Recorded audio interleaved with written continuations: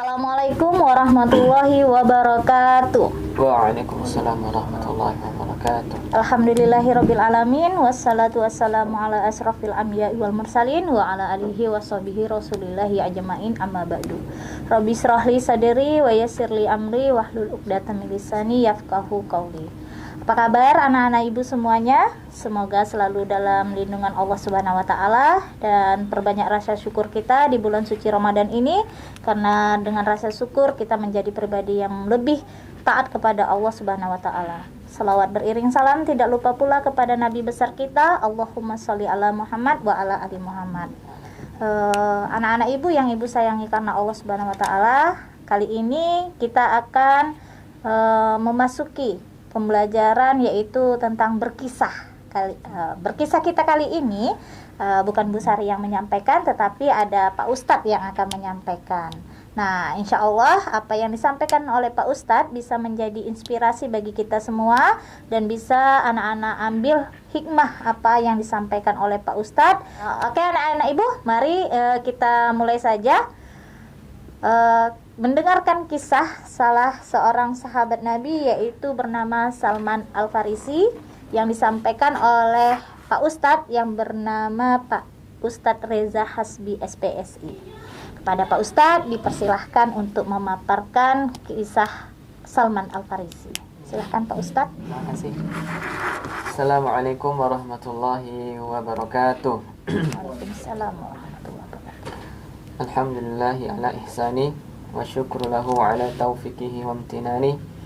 Asyhadu an la ilaha illallah wahdahu la syarika la ta'zima li sya'ni wa asyhadu anna Muhammadan abduhu wa rasuluh ad-da'i ila ridwani. Bersyukur kita kepada Allah dengan mengucapkan alhamdulillah di bulan Ramadan yang diberkahi oleh Allah ini kita masih diberikan olehnya hidayah iman, hidayah Islam, hidayah kesehatan, sehingga kita masih dapat berkumpul, dapat belajar bersama menuntut ilmu pada hari yang berbahagia ini. Semoga kita senantiasa diberikan taufik oleh Allah dan diberikan kekuatan untuk senantiasa belajar. Kemudian kita juga bersolawat kepada Nabi kita, junjungan kita Nabi besar Muhammad sallallahu alaihi wasallam. Allahumma sholli ala Muhammad wa ala ali Muhammad. Semoga kita semua menjadi umat-umat beliau yang senantiasa berjalan di bawah naungan sunnah beliau hingga hari kiamat nanti kita mendapat syafaat dari beliau. Amin ya rabbal alamin. Apa kabar adik-adik semuanya?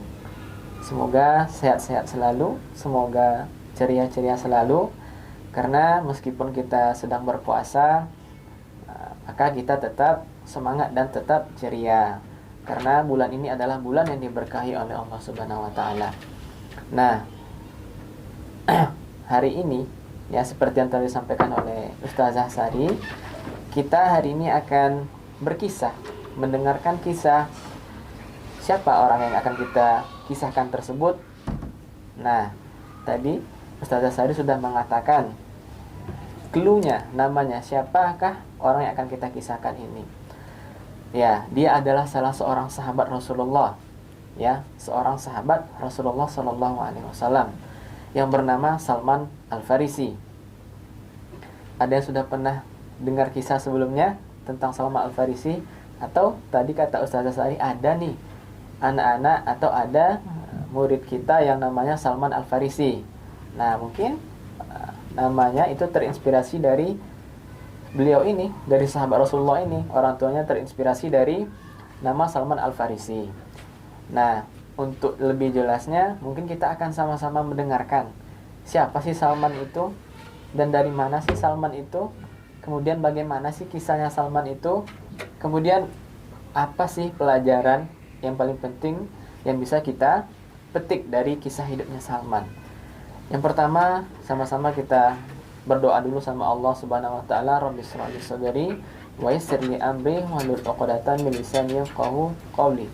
Allahumma alimna ma yanfa'una wa anfa'na bima 'allamtana wa zidna ilman. Kita luruskan niat kita belajar pada hari ini. Semoga apa yang kita pelajari hari ini ikhlas hanya untuk mengharapkan ridha Allah, dan semoga juga menjadi ilmu yang bermanfaat nantinya. Amin ya rabbal alamin. Baiklah, adik-adik sekalian yang dimuliakan oleh Allah Subhanahu wa taala, kita akan berkenalan dengan Salman Al-Farisi. Salman Al-Farisi ya adalah salah satu sosok yang senantiasa digaung-gaungkan, adalah salah satu sosok yang senantiasa diidolakan oleh banyak umat muslim di permukaan dunia ini. Kenapa begitu? Karena kisah hidupnya yang begitu luar biasa. Kisah hidupnya yang begitu menginspirasi semua orang. Salman Al-Farisi adalah seorang pemuda yang gagah. Kenapa dia gagah? Karena dia berasal dari negara atau bangsa yang bernama bangsa Persia, ya. Bangsa Persia adalah bangsa yang hidup yang terletak di benua Asia Tengah, ya, yang sekarang kita mungkin bisa mengenalnya dengan nama-nama negara Iran, Irak dan sekitarnya itu gitu. Nah, dahulu ketika Salman itu masih hidup, Salman memiliki atau menganut sebuah agama. Ada yang tahu agamanya? Ya, agamanya adalah Majusi. Apa itu agama Majusi?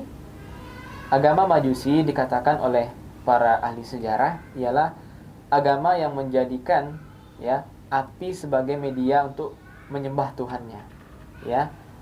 Dia menyembah api yang mana api tersebut dinamakan api abadi. Jadi ada api yang sangat besar. Api yang sangat besar. Yang mana api tersebut dijadikan sesembahan oleh orang ketika itu. Na'udzubillahi min zalik. Nah, Salman ini adalah salah seorang anak pejabat kalau istilahnya sekarang. Ya, ayahnya Salman ini adalah seorang bupati kalau kita istilahkan sekarang.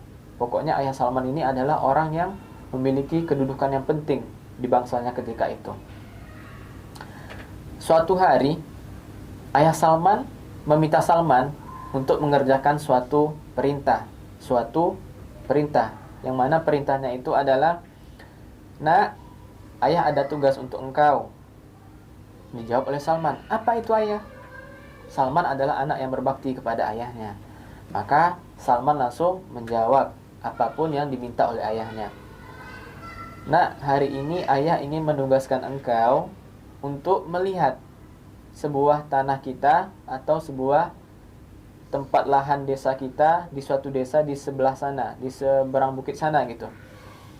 "Baik ayah, aku akan segera pergi ke sana," kata Salman kepada ayahnya. Hal tersebut adalah akumulasi dari sikap Salman yang senantiasa berbuat baik kepada ayahnya, kepada kedua orang tuanya, sehingga ayahnya Salman juga memberikan kepercayaan kepada Salman untuk memelihara atau menjaga api. Api apa tadi? Api sesembahan orang-orang Majusi. Akhirnya Salman berangkatlah ke desa tersebut. Salman berangkat ke desa tersebut. Di tengah perjalanan, ketika itu belum ada mobil, belum ada motor seperti sekarang. Salman masih menggunakan kendaraan tradisional, entah itu kuda, entah itu keledai atau yang sejenisnya gitu. Salman terhenti, teralihkan perhatiannya kepada sebuah tempat. Salman heran, ini apa? Tempat apa ini gitu? Salman melihat di tempat itu ada sekelompok orang yang sedang beribadah, ya. Ada orang yang sedang beribadah, sedang sholat, sedang sembahyang, dan sedang melakukan aktivitas-aktivitas di suatu tempat tersebut. Ternyata sekelompok orang itu adalah orang-orang yang beragama Nasrani, ya. Agama Nasrani adalah agama yang sebenarnya itu adalah agama yang dibawa oleh Nabi Isa alaihissalam, ya. Yang mana agama itu adalah agama yang langsung turun dari langit, dibawa oleh Nabi Isa.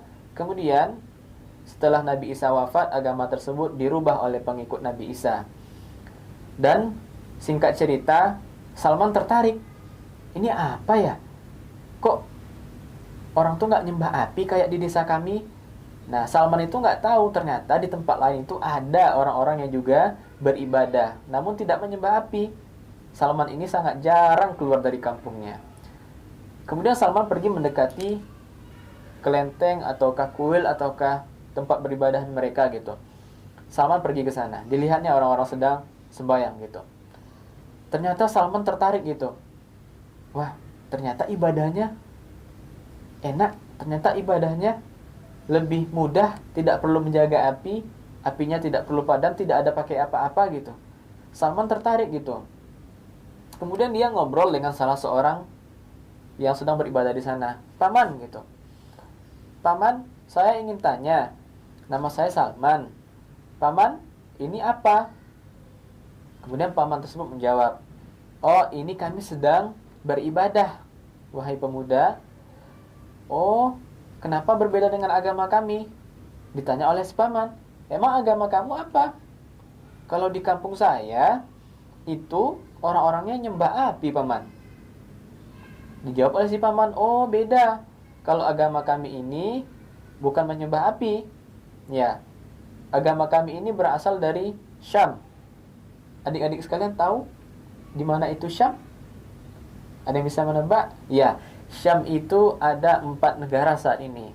Yang pertama Suriah, terus Yordania, terus Libanon, dan Palestina.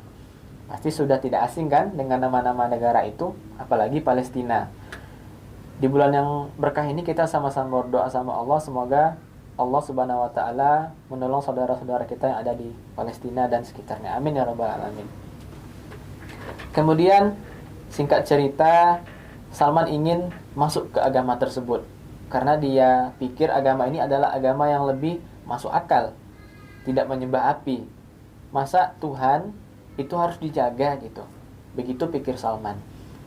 Dia tertarik, akhirnya dia lupa untuk pergi ke tanah ayahnya. Nah, sampai sore hari, karena keasikan cerita di tempat ibadahnya orang-orang Nasrani, Salman kelupaan bahwasanya dia diperintahkan oleh ayahnya untuk melihat tanah gitu. Akhirnya ayahnya heran gitu, kenapa sih si Salman belum pulang-pulang dari tadi gitu. Akhirnya ayahnya mengutus ajudannya gitu, mencari si Salman. Coba tengok Salman di desa sana gitu. Dari tadi aturannya dia sudah pulang, tapi sampai sore ini dia masih belum pulang gitu. Mungkin jadi kenapa-kenapa gitu. Lihat di sini, ayah Salman adalah sosok yang sangat peduli dengan Salman. Karena dia senantiasa memikirkan keadaan Salman. Apakah Salman baik-baik saja atau kenapa-kenapa gitu. Akhirnya, setelah dijenguk, Salman akhirnya ingat bahwasanya dia ada tugas. Dan dia kelupaan ternyata gitu. Nah, adik-adik sekalian, biasanya kalau disuruh pergi beli belanjaan atau disuruh pergi beli sesuatu oleh ayah atau ibu, sering kelupaan atau tidak? Nah, jadi kalau yang namanya kelupaan itu wajar, tapi kalau keseringan jangan ya. Jadi kalau orang tua kita ngomong, dengarkan, perhatikan, lihat wajahnya, dengarkan apa yang dikatakan supaya kita ingat gitu. Kemudian Salman kembali ke rumahnya ya. Setelah dia kembali ke rumahnya, Salman cerita sama ayahnya. Ayahnya bertanya, Salman, kamu kemana tadi? Kata orang kamu gak jadi ya ke desa yang tempat ayah perintahkan kamu itu. Dijawab oleh Salman, maaf ayah, tadi Salman di tengah jalan bertemu dengan orang-orang yang ibadahnya berbeda dengan ibadah kita ayah gitu. Emang ibadahnya gimana? Kata ayah Salman, ibadahnya itu tidak ada menyembah api seperti agama kita ayah gitu. Dan mereka bilang agama mereka itu adalah agama Nasrani, yang mana agama itu berasal dari negeri Syam ayah gitu. Ayahnya kemudian memberikan sebuah nasihat atau memberikan sebuah teguran kepada Salman. Wahai Salman, ketahuilah, tidak ada agama yang lebih baik daripada agama kita saat ini, agama nenek moyang kita. Maka kamu jangan sekali-sekali mencoba untuk keluar dari agama kita ini gitu.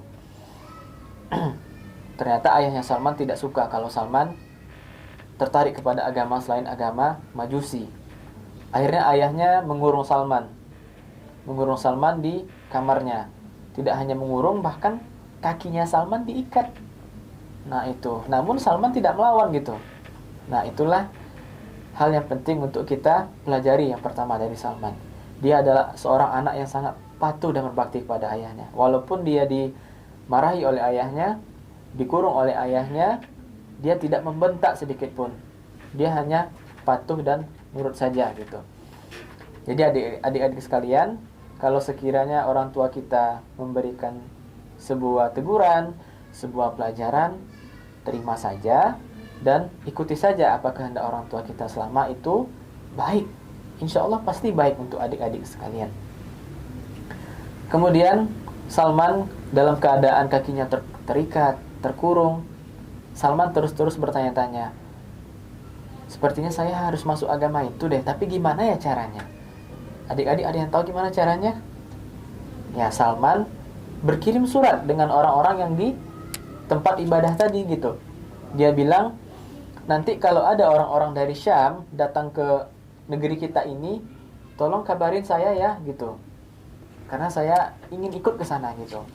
Akhirnya Salman dikabarin bahwasanya ada sekelompok pedagang datang dari negeri Syam untuk berdagang di sana gitu. Kemudian singkat cerita, akhirnya setelah pedagang itu datang, Salman membuka kekangan kakinya dan dia kabur dari rumah gitu. Kenapa? Karena Salman ingin belajar agama baru itu gitu. Salman kabur dari rumah karena dia ingin belajar agama baru gitu. Ya. Kemudian singkat cerita, Salman pergilah bersama rombongan itu. Bersama rombongan pedagang dari Syam. Kemudian setelah dia sampai ke negeri Syam, Salman bertanya kepada penduduk sekitarnya, di mana ya tempat yang ada ibadahnya seperti ini, seperti ini, seperti ini, seperti yang Salman lihat sebelumnya gitu. Oh, di sana. Di sana ada sebuah gedung, sebuah tempat ibadah yang besar, dan di sana dijaga oleh seorang pendeta gitu. Kamu coba sana, nanti masuk ke sana, silahkan temui orangnya gitu. Akhirnya Salman pergi ke gedung tersebut. Dia berjumpa dengan pendeta tersebut. Salman mengatakan, Bapak, saya Salman, saya ingin belajar agama ini dan saya ingin mengabdi di sini gitu. Apakah saya boleh bergabung dengan agama ini, Bapak gitu? Kemudian sang pendeta menjawab, iya silahkan gitu. Kamu silahkan tinggal di sini, mengabdi di sini, dan silahkan beribadah dengan keyakinan yang kami anut saat ini gitu. Akhirnya Salman tinggal di gereja itu gitu. Kemudian singkat cerita, karena pendeta ini adalah orang yang ternyata tidak sesuai dengan gambaran apa yang disampaikan oleh lisannya gitu. Pendeta ini selalu mengatakan senantiasa sedekah, senantiasa hidup sederhana gitu. Ternyata kenyataannya pendetanya hidupnya mewah, hartanya berlimpah-limpah gitu. Ya, ternyata pendetanya hidupnya mewah, berlimpah-limpah. Ya, bukan hidup mewahnya yang salah, namun tidak sesuai apa yang disampaikan dengan apa yang dilakukan gitu. Salman kecewa gitu. Akhirnya, ya, ketika Salman kecewa itu, Salman meminta wasiat kepada pendeta itu sebelum pendeta itu wafat, karena pendetanya sudah tua gitu. Seandainya nanti engkau sudah tidak ada lagi, wahai Bapak, katanya, di manakah aku akan mencari orang yang bisa membimbingku lagi gitu. Kemudian sang pendeta tersebut mengatakan, nanti anakku, kamu cari satu daerah namanya Mosul. Apa? Mosul. Itu dia nama daerahnya. Akhirnya sang pendeta pun wafat. Ya. Kemudian Salman mengatakan kepada warganya, ternyata pendeta itu menyimpan banyak harta. Ada yang tahu berapa jumlah hartanya? 7 candi emas. Ada 7 candi, isinya emas semua. Dan harta-harta simpanan dari jamaah-jamaah si bapak pendeta tersebut. Akhirnya masyarakat banyak yang marah, banyak yang kecewa, dan mereka tidak mau memakamkan si bapak pendeta tersebut. Nah, itu dia. Itu efek dari apa yang dilakukan oleh bapak itu tidak sesuai dengan apa yang diucapkannya. Akhirnya si Salman pun berangkat. Kemana tadi? Ke Mosul. Ada yang tahu Mosul itu di mana?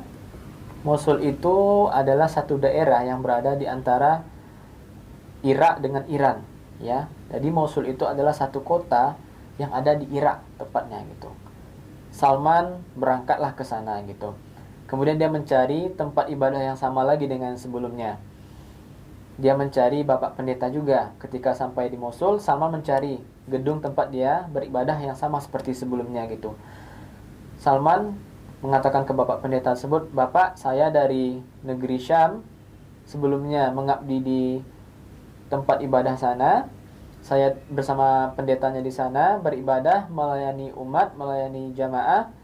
Kemudian bapak tersebut sudah meninggal dan saya diberikan wasiat untuk menemui bapak di sini gitu. Oh iya nak, silakan kamu tinggal di sini, kamu mengabdi di sini dan kamu beribadah di sini." Karena Salman adalah sosok yang bersungguh-sungguh orangnya, dia senantiasa gigih, rajin, ya, dan serius gitu. Dia menunjukkan dedikasinya di tempat ibadah tersebut. Akan tetapi, bapak pendeta tersebut pun umurnya tidak panjang. Ya, jadi di tempat yang kedua ini bapak pendetanya tidak berumur panjang. Ya, paling sekitar beberapa tahun saja, akhirnya bapak tersebut wafat lagi gitu. Seperti yang sebelumnya, Salman meminta wasiat lagi kepada bapak yang kedua ini. "Wahai bapak, nanti seandainya engkau sudah tidak ada lagi, kemanakah aku akan pergi? Dan kepada siapakah aku akan berjumpa? Agar aku tidak salah arah, agar ada yang membimbing diriku, wahai bapak," gitu. Bapak tersebut memberikan wasiat kepada Salman.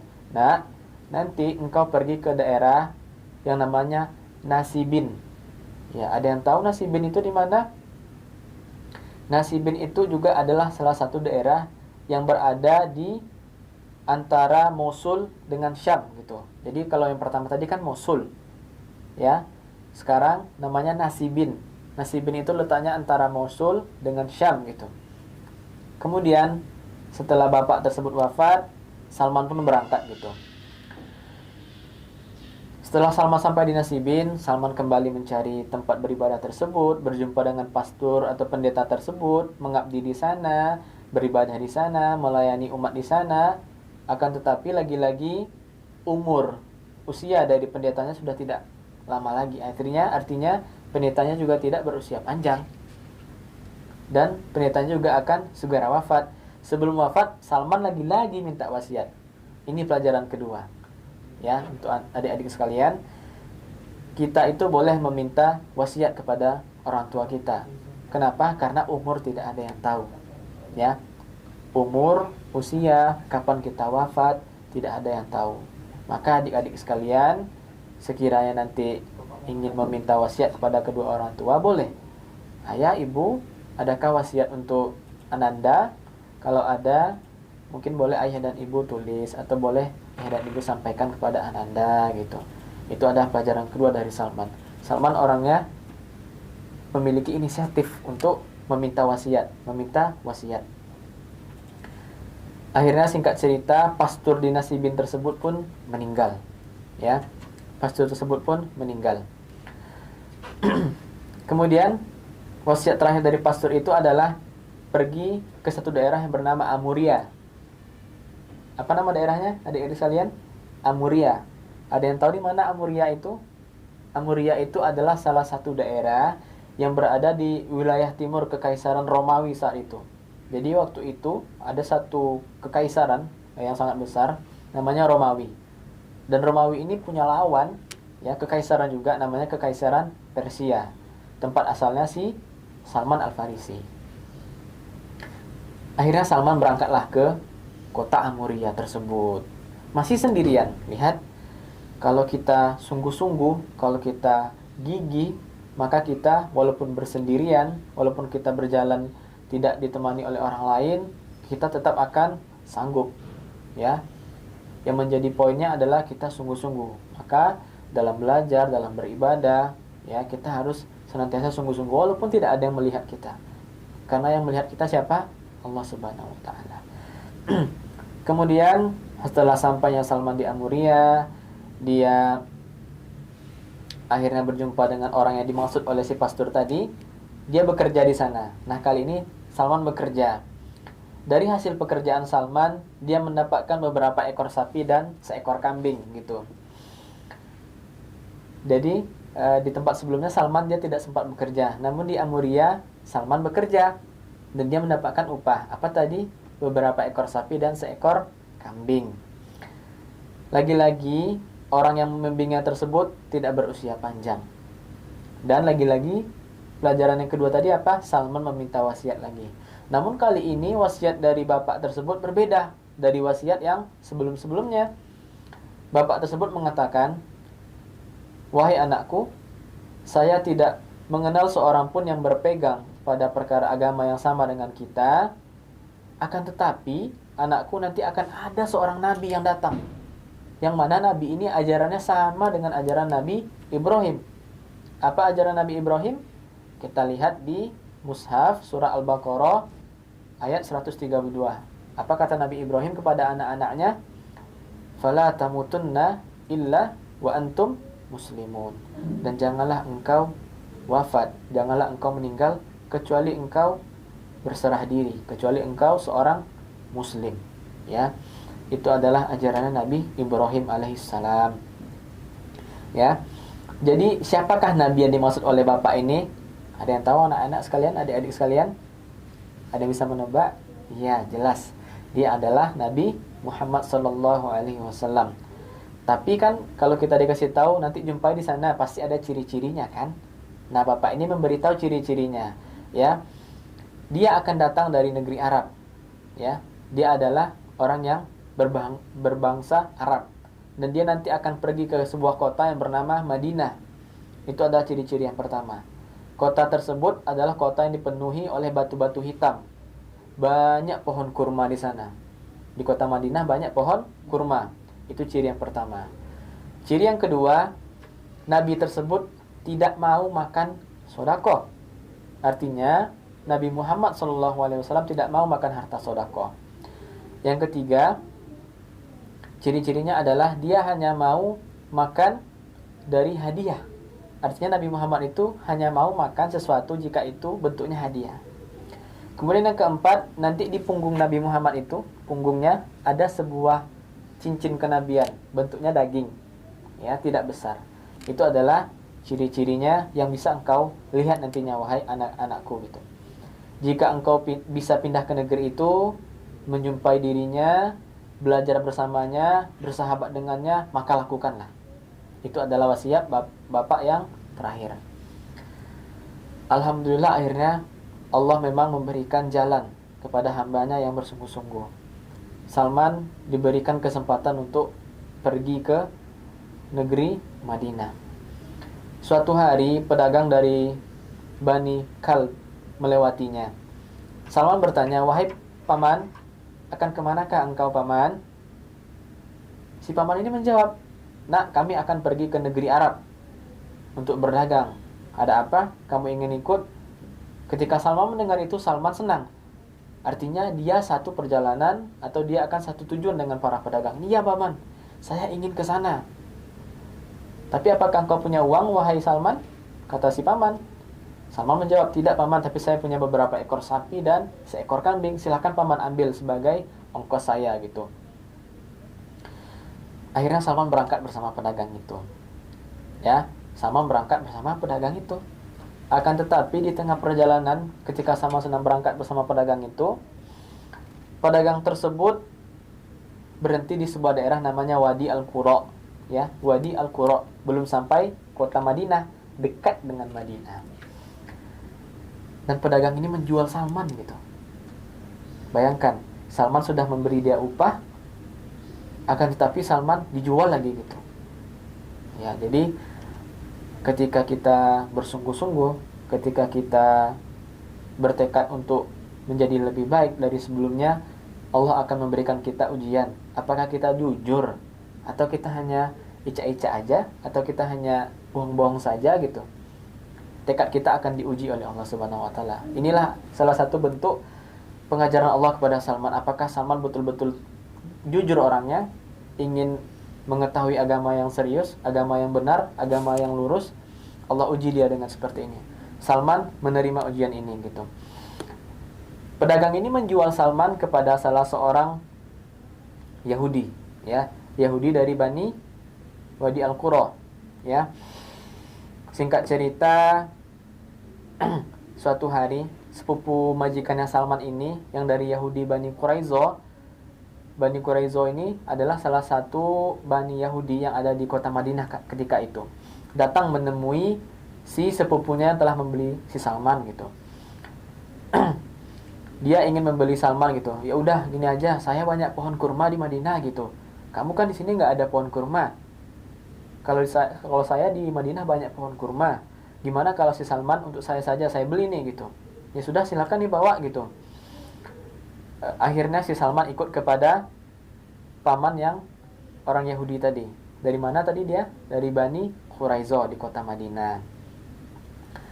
Akhirnya Salman tetap menjalani ujian ini dengan lapang dada, dengan serius, dengan tekad yang tetap bulat. Ya, dia tidak pantang mundur sedikit pun. Artinya Salman itu tetap kalau iya, terus maju gitu. Akhirnya suatu hari ketika Salman sedang bekerja di kebun majikannya, kebun apa tadi? Kebun kurma. Ketika Salman sedang bekerja di kebun kurma, dia sedang manjat-manjat mengambil kurma untuk dipanen gitu. Datanglah salah seorang saudara majikannya ini yang membawa kabar gitu. Wahai fulan gitu, kamu tahu kabar terbaru enggak? Majikannya menjawab, emang ada apa gitu? Di Madinah ada orang yang baru datang. Dia mengaku-ngaku kalau dia adalah nabi gitu. Dan dia dari bangsa Arab. Salman yang sedang memanen kurma tadi terkejut, ya. Dia terkejut dan dia gemetaran. Ketika kita mendengar salah satu hal yang kita tunggu-tunggu, ya, dan itu diucapkan oleh orang lain, kita pasti akan terkejut. Artinya berita itu akan terjadi. Apa yang disampaikan oleh pendeta tadi akan terbukti gitu. Yang pertama ciri-cirinya apa tadi? Dia akan datang dari bangsa Arab dan dia akan hijrah ke negeri Madinah, yang mana negeri itu banyak pohon kurmanya. Salman turun dari pohon kurmanya dengan cepat gitu. Dia temui majikannya, "Wahai paman, apa tadi? Ada apa tadi gerangan beritanya? Aku dengar ada orang dari bangsa Arab ya yang datang ke Madinah gitu." "Iya," gitu. Emangnya apa urusan engkau wahai Salman gitu? "Pergi sana kerja kembali," gitu. Majikannya memukul si Salman. "Sana kembali kerja," gitu. "Ini bukan urusan engkau, ini adalah urusan kami," gitu. Akhirnya malam harinya Salman diam-diam pergi menemui Rasulullah SAW di kota Kuba. Ya, ketika itu Rasulullah sedang berada di kota Kuba. Ketika Salman pergi malam harinya, Salman membawa makanan. Ya, dia ingin memberikan kepada Rasulullah. Dia ingin membuktikan ciri-ciri yang kedua. Apa tadi? Rasulullah tidak makan harta sedekah. Salman berikan kepada Rasulullah, "Wahai Rasulullah, ini ada sedekah untuk engkau, silakan dimakan." Tahu apa yang dilakukan oleh Rasulullah? Beliau buka harta sedekah tersebut, beliau berikan kepada sahabatnya, dan beliau tidak makan sama sekali. Salman terkejut. Wah, ini terbukti. Ciri-ciri yang dikatakan paman tadi terbukti bahwasanya Nabi tidak makan harta sedekah. Keesokan harinya Salman akhirnya berjumpa lagi dengan Rasulullah karena dia ingin membuktikan ciri-ciri yang ketiga. Apa tadi? Rasulullah hanya ingin makan harta hadiah. Kali ini Salman membawa makanan yang lain lagi gitu. Jadi ini adalah pelajaran yang ketiga. Artinya ketika kita ingin mengunjungi teman kita, mengunjungi saudara kita, mengunjungi guru-guru kita, ustazah kita, ustadz kita, maka tidak ada salahnya untuk kita membawa hadiah. Walaupun itu hanya satu kotak kurma atau satu kotak makanan dan lain-lainnya gitu. Bebas gitu. Salman membawakan hadiah untuk Rasulullah. "Rasulullah, ini ada hadiah untuk engkau dari diriku. Silakan engkau makan." Rasulullah bertanya, "Apa ini? Apakah ini sedekah seperti kemarin?" "Tidak, Rasulullah," kata Salman. "Ini adalah hadiah dari diriku untuk engkau." Maka Rasulullah pun membuka hadiah tersebut, kemudian beliau bismillah, beliau makan hadiah tersebut. Salman senang karena ciri-ciri yang ketiga sudah terbukti. Rasulullah hanya makan harta sedekah. Kemudian Salman pulang, bekerja kembali bersama majikannya. Kemudian keesokan harinya Salman pergi kembali untuk berjumpa dengan Rasulullah ke Baqiul Gharqad. Apa? Baqiul Gharqad. Salman pergi ke tempat yang namanya Baqiul Gharqad, yaitu tempat pemakaman para sahabat Rasulullah. Di sana Salman ingin melihat ciri-ciri yang keempat. Apa tadi? Bahwasanya di punggung Rasulullah itu ada cincin kenabian. Cincin kenabian. Jadi di punggung Rasulullah itu ada sebentuk daging gitu kecil, ya mungkin sebesar pergedel. itu ada di punggung Rasulullah, dan itu adalah ciri-ciri yang dimiliki oleh setiap nabi yang diutus. Ketika Salman menjumpai Rasulullah, Salman mengucapkan salam, padahal Salman belum mengucapkan syahadat. Dia mengatakan assalamualaikum. Rasulullah melihat, siapa itu? Oh, engkau Salman gitu. Ahlan wa sahlan Salman gitu. Dari mana? Apa kabar engkau gitu. Kemudian Salman, karena dia ingin melihat punggung Rasulullah, ternyata Rasulullah itu paham gitu. Oh, ternyata Salman sepertinya ingin melihat punggungku gitu. Karena Salman melirik-lirik ke punggung Rasulullah gitu. Ya. Rasulullah paham. Kemudian Rasulullah membuka pakaian bagian atasnya, bagian punggungnya ini. Rasulullah buka punggungnya, pakaian di punggungnya, kemudian beliau lihatkan kepada Salman seperti ini. Ini yang kau lihat Salman? Iya. Salman akhirnya menangis. Di sana Salman menangis. Subhanallah. Lihat, ketika perjuangan kita, ketika tekad kita itu terbayarkan, maka akan ada harga yang akan kita bayar sebelum kita mendapatkan hasil nantinya gitu. Hasil yang didapatkan Salman adalah buah perjalanannya yang sangat panjang. Buah dari ujian yang dilaluinya begitu panjang gitu. Salman menangis. Kemudian Salman sujud mencium Rasulullah. Wahai Rasulullah, aku sudah sekian lama mencari engkau. Kemudian Salman menceritakan semua kisah hidupnya. Mulai dari negerinya di Persia, ya, agamanya Majusi, kemudian dia pergi ke Syam, kemudian dia pergi ke Nasibin, kemudian dia pergi ke Mosul, kemudian dia pergi ke Amuria, ya, kemudian dia dijual sebagai budak, dia bekerja sebagai budak, hanya untuk apa? Hanya untuk mencari Rasulullah sallallahu alaihi wasallam. Lihat, ketika cinta Salman itu sudah terbalas, maka kita lihat rasa haru, rasa bahagia, dan tangis air mata bahagia yang didapatkan oleh Salman. Apa reaksi Rasulullah? Rasulullah sangat bahagia. Rasulullah sangat bangga dengan Salman. Karena keseriusan Salman, kejujuran Salman, tekad dan semangat Salman untuk ingin mencari agama yang benar, yaitu agama Islam. Akan tetapi Salman masih berstatus budak ketika itu. Dia menceritakan kepada Rasulullah, wahai Rasulullah, saat ini aku masih seorang budak. Aku ingin sekali belajar bersama engkau, berperang bersama engkau, bermajelis bersama engkau, makan dan minum bersama engkau. Akan tetapi aku hanyalah seorang budak dari majikanku. Mendengar itu Rasulullah kemudian langsung mengatakan kepada para sahabatnya, wahai sahabat-sahabatku, kita memiliki salah seorang yang harus kita perjuangkan, si Salman ini gitu. Kita harus berusaha membebaskan dia dari majikannya. Maka Rasulullah bertanya kepada Salman, wahai Salman, berapakah syarat yang diminta oleh majikanmu agar engkau bebas? Kemudian Salman mengatakan 40 ukiah emas dan 300 pohon kurma, wahai Rasulullah, baru aku boleh bebas dari perbudakanku. Kemudian Rasulullah pun meminta semua sahabatnya untuk mengumpulkan harta mereka. Kemudian mereka saling sumbang menyumbang, saling infak, sedekah agar Salman bisa bebas dari perbudakan. Lihat, ini pelajaran yang keempat.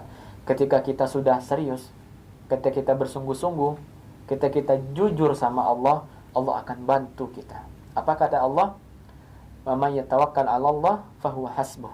Wa may yattaqillaha yaj'al lahu makhraja." Ingat, kita hanya diperintahkan untuk berikhtiar, belajar.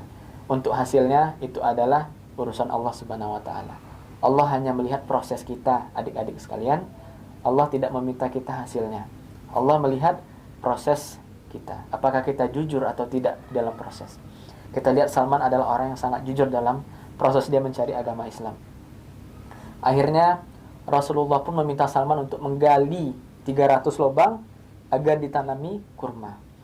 Dan tahu tidak adik-adik sekalian, 300 pohon kurma itu ditanam dengan tangan Rasulullah sendiri. Masya Allah. Kita lihat Rasulullah itu adalah orang yang paling terdepan untuk melakukan suatu kebaikan. Ya, ketika dia melihat seorang Salman yang begitu jujur orangnya, begitu tulus cintanya kepada Rasulullah dan kepada Allah, maka Rasulullah tidak akan menyia-nyiakan orang yang seperti ini. Allah tidak akan menyia-nyiakan orang yang seperti Salman ini. Wahai adik-adik sekalian, 300 pohon kurma itu ditanam oleh Rasulullah sendirian. Ya, Dan setelah 300 pohon kurma itu ditanam, kemudian Salman berhasil mengumpulkan 40 ukaya emas. Akhirnya Salman memberikan kepada majikannya. Wahai majikanku, ini adalah syarat yang telah engkau berikan kepada aku agar aku bisa bebas, karena aku ingin bersama Rasulullah Sallallahu Alaihi Wasallam. Maka hari ini aku bebas. Hari ini aku ingin selesai dari perbudakanku, karena aku hanya ingin bersama Rasulullah. Ya, maka syaratnya sudah selesai. Maka hari ini aku akan segera meninggalkan pekerjaanku. Kita anggap akad kita sudah selesai. Nah, walaupun Salman adalah seorang budak, Salman tetap menepati janjinya kepada majikan. Nah, ini adalah pelajaran yang kelima. Walaupun kita adalah seorang yang di bawah, walaupun kita adalah seorang yang bekerja kepada orang lain, walaupun kita adalah orang yang di bawah, namun kita tetap harus komitmen gitu. Nah, Salman adalah orang yang sempurna dalam menjaga komitmen. Akhirnya, singkat cerita, Salman bebas dari perbudakan. Salman akhirnya bisa bersama Rasulullah dan para sahabatnya yang lain. Dan tahu tidak, Salman adalah satu-satunya sahabat yang ketika perang Khandaq itu berhasil menemukan sebuah solusi. Adik-adik tahu apa solusinya? Ayo, ada yang tahu solusinya? Iya, Salman membuat sebuah parit ketika perang. Masuk akal nggak kira-kira? Ya, ternyata itu adalah strategi perangnya bangsa Persia. Membuat parit yang sangat besar. Ketika itu Madinah dikepung, dan ketika itu para sahabat tidak tahu harus berbuat apa lagi, Salman menawarkan solusi. Wahai Rasulullah, kita buat parit, maka orang-orang kafir itu tidak akan bisa menyerang kota kita. Kemudian para sahabat yang lain mengatakan, dari mana engkau dapat ide ini? Dari dulu di bangsaku, ketika kami berperang, kami menggunakan strategi seperti ini. Singkat cerita, Salman adalah orang yang kuat keislamannya, dan dia adalah salah seorang sahabat yang begitu mulia di antara sahabat-sahabat yang lainnya. Bahkan Salman juga dipersaudarakan bersama sahabat yang lainnya. Adik-adik sekalian, ada yang tahu Salman dipersaudarakan bersama siapa? Ayo, bisa nebak? Ya, bersama Abu Darda. Abu Darda radhiyallahu anhum ajmain. Nah, mungkin itu saja berkisah kita untuk hari ini, ya. Jadi hikmahnya adalah barang siapa yang bersungguh-sungguh di jalan Allah, maka Allah akan pasti berikan petunjuknya. Kemudian barang siapa yang jujur dalam prosesnya, ya Allah akan berikan semua kemudahan, karena Allah hanya melihat proses kita. Ya, adik-adik sekalian, itu saja. Ya, apabila ada yang kurang atau ada yang salah dalam penyampaian Ustadz, maka Ustadz mohon maaf. Yang sempurna itu hanya dari Allah, dan yang kurang itu datangnya dari setan dan dari Ustadz sendiri. Billahi taufiq wal hidayah. Assalamualaikum warahmatullahi wabarakatuh.